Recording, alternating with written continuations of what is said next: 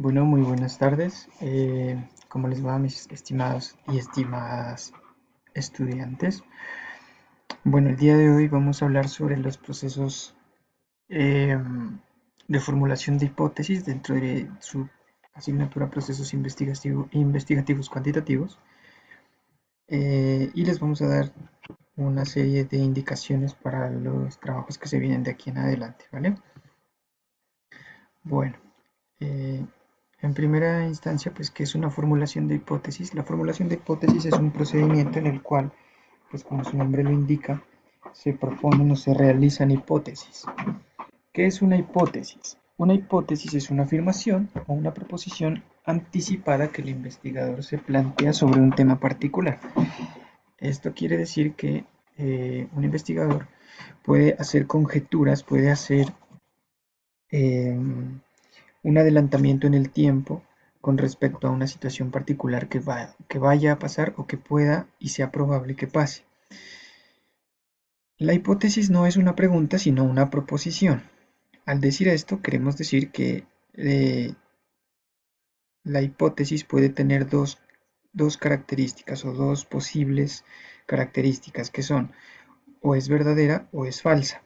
Cuando hablamos de que una hipótesis es una proposición, hablamos de que se genera un juicio de valor. ¿Qué quiere decir eso? Que podemos juzgar si la afirmación o la proposición que hace la persona es acorde a la realidad y por tanto verdadera o no es acorde a la realidad y por tanto es falsa. Esos son los dos valores de verdad que puede tomar una proposición, ser verdadera o ser falsa. ¿Listo? A eso se le llama juicios de valor. Las hipótesis son importantes dentro de la investigación cuantitativa porque, como les decía hace un momento, son afirmaciones anticipadas que hace el investigador con el fin de obtener algunos resultados que él se plantea antes de que estos ocurran o con el fin de proponer soluciones a problemáticas que se evidencian y que son observadas por el investigador. Las hipótesis en sí no son una situación únicamente de la investigación. Todo el tiempo nos estamos planteando hipótesis de cualquier tipo.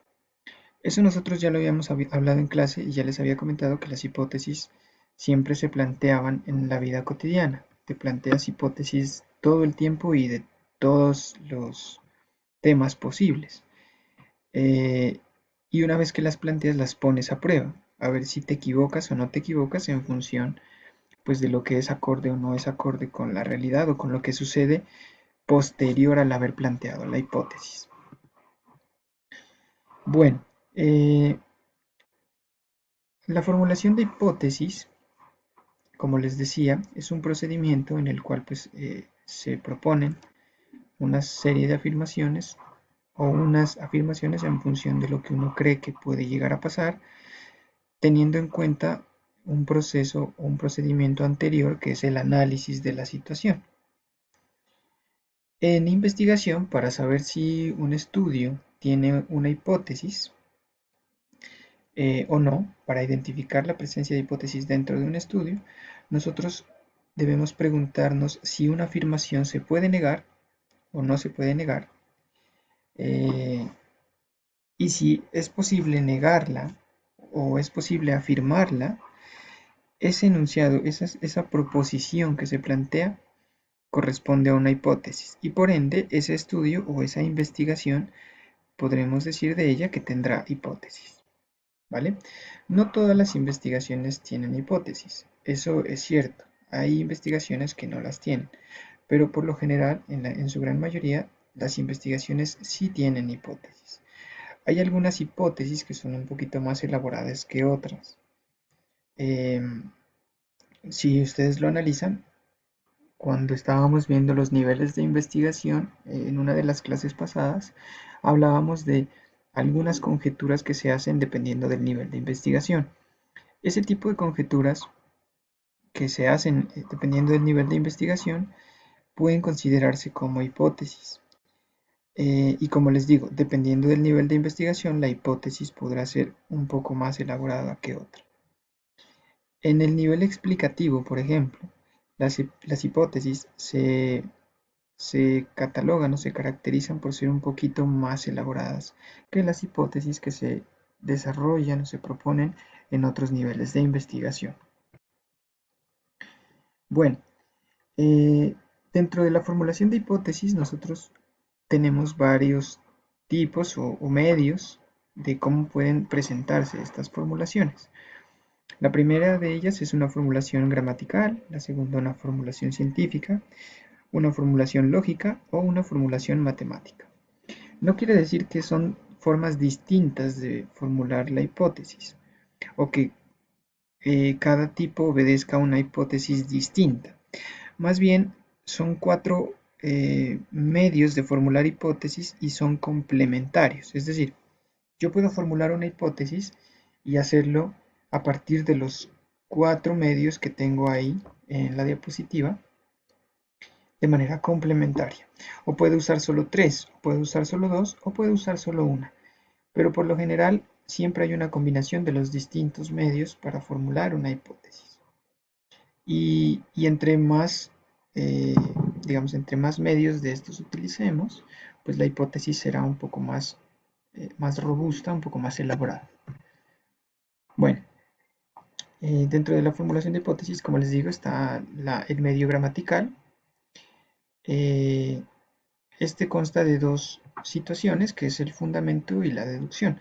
El fundamento es lo que lleva a sostener la hipótesis, es decir, para usted proponer una hipótesis, usted siempre tiene un fundamento.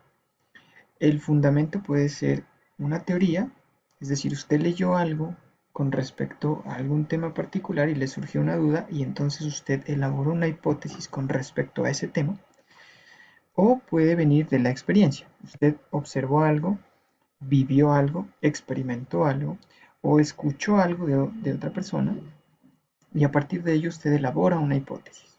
Por ejemplo, supongamos que eh,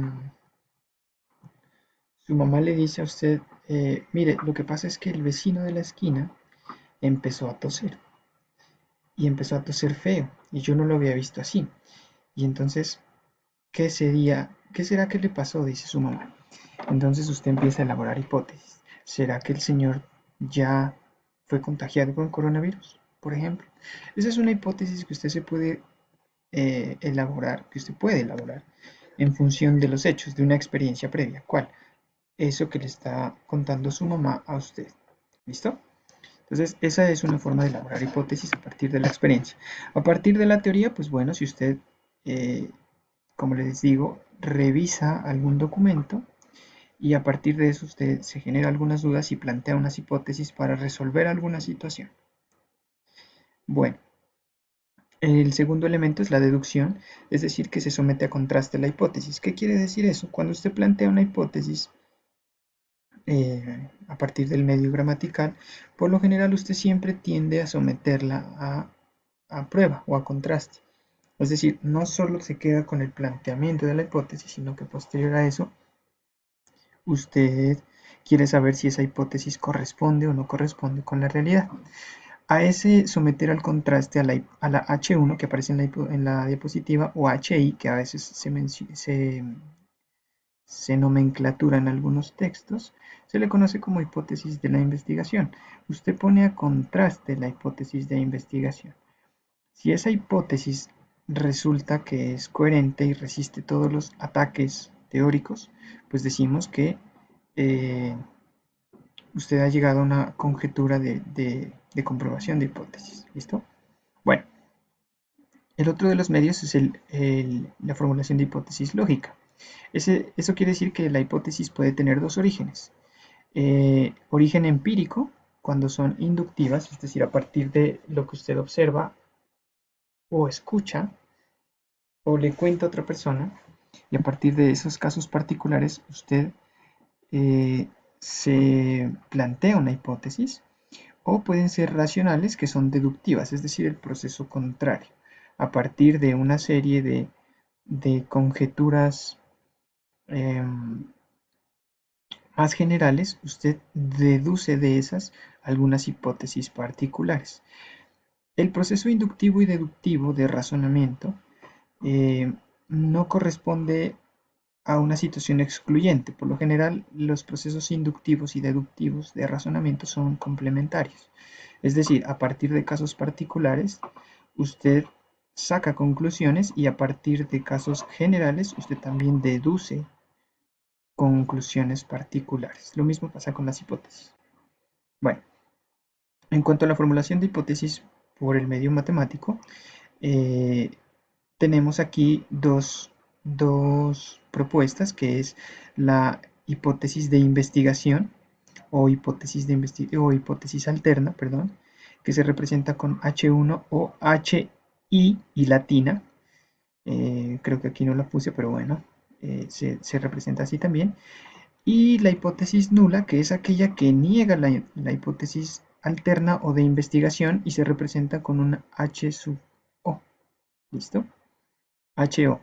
Entonces, si por ejemplo la hipótesis de investigación fuera que todas las personas que son diagnosticadas con depresión también presentan síntomas de ansiedad, la hipótesis nula sería que todas las personas diagnosticadas con depresión no presentan síntomas de ansiedad. ¿Sí me explico? Entonces la nula siempre es la negación de la hipótesis de investigación. Eso es importantísimo que ustedes lo tengan en cuenta. Esta cuestión de saber los tipos de nomenclaturas y qué es una investigación nula y qué es una investigación alterna, perdón, qué es una hipótesis nula y qué es una hipótesis alterna o de investigación, les va a servir muchísimo más adelante precisamente para realizar unos procedimientos que uno tiene que hacer cuando empieza a realizar investigación cuantitativa. Finalmente tenemos el criterio científico o la formulación de hipótesis mediante un criterio científico. Aquí se dice que las hipótesis, para que cumplan con ese criterio científico, deben ser lógicas, deben ser científicamente fundadas, contrastables, tener un poder explicativo y ser simples. Como les decía, uno siempre está realizando hipótesis en todo lado y a cualquier hora del día y en cualquier contexto. Pero en investigación, cuando hablamos de hipótesis, las investigaciones tienen que tener una formulación científica, si no carecen de peso. Ejemplo, si yo les digo que eh, las personas sanan en ocasiones tomando medicinas que no tienen ninguna propiedad curativa, porque, eh, porque hay un espíritu dentro de ese tipo de medicinas que hacen que las personas sanen. Ahí estoy elaborando una hipótesis, pero la hipótesis carece de rigor científico. Entonces, esa hipótesis no tendría cabida dentro de una investigación de este tipo, es decir, una investigación cuantitativa.